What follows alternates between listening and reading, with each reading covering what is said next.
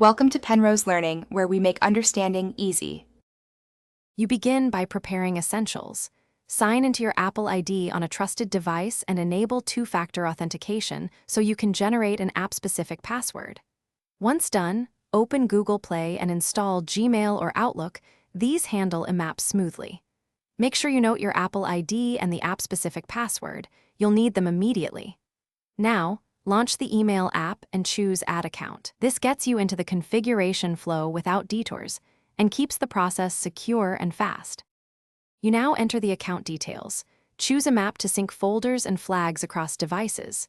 For incoming use IMAP, Mail, Me, COM with port 993 and SSL. For outgoing use SMTP, Mail, Me, COM with port 587 and Startles or 465 with SSL, depending on the app. Then type your full Apple ID email as the username and paste the app-specific password you generated earlier. Once the app verifies, adjust sync frequency and you finish by confirming sync. Send a test email and verify that replies appear on your other devices. Make sure push or fetch settings match how often you want updates. If authentication fails, immediately revoke and recreate an app-specific password on Appleid. Apple, COM and re-enter it in the app.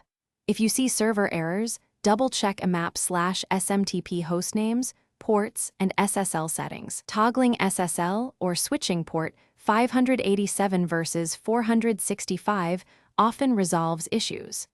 Lastly, restart the app and phone to clear any lingering connection problems.